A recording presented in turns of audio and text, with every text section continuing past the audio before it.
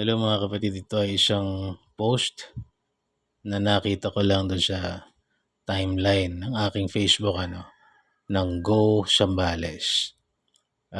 In-screenshot ko lang siya at gusto ko lang i-share bilang paalala sa lahat na hindi lang siguro sa mga taga Zambales kundi sa buong Pilipinas na rin. Be alert and stay safe. Para sa lahat ng ating mga kababayan sa lalawigan ng Zambales at buong bansa, ang patuloy na pagtaas ng mga kaso ng mga nawawalang tao ay hindi biro para sa lahat. Mga kaliwat kanan na balita ay dapat natin seryosohin at pagtuunan ng atensyon upang makaiwas sa anumang pangyayari. Pinapayuhan lahat na kung lalabas ay magkaroon ng kasama, kung hindi naman importante ay pumirmi na lamang sa inyong mga tahanan. Sa mga nais magbigay ng impormasyon ukol sa mga nagaganap ay bukas ang Facebook page ng Go Zambales at i-message lang sila. Again, para sa lahat, maging ligtas po, I don't care kung lalaki ka, macho ka, kung wala kang gagawin, manatili ka na lang sa bahay muna. Or kung lalabas, maigi na may mga kasama kayo kasi kapag ikaw ay nag-iisa, you are an easy target.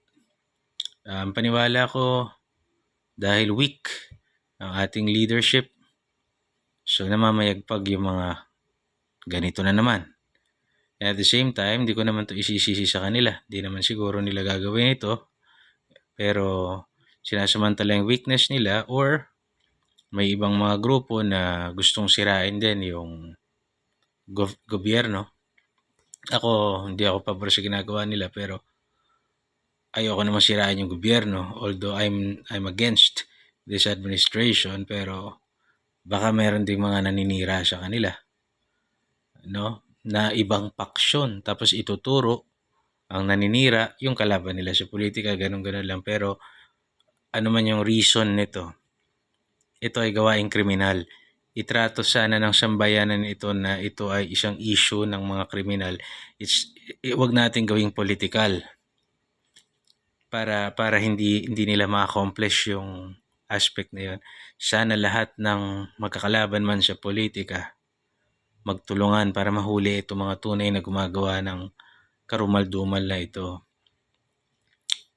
Sabi ko nga doon sa post ko nung shinare ko to, kung bibigyan lang ako ng pagkakataon ng Diyos na mabuhay, pangalawang buhay,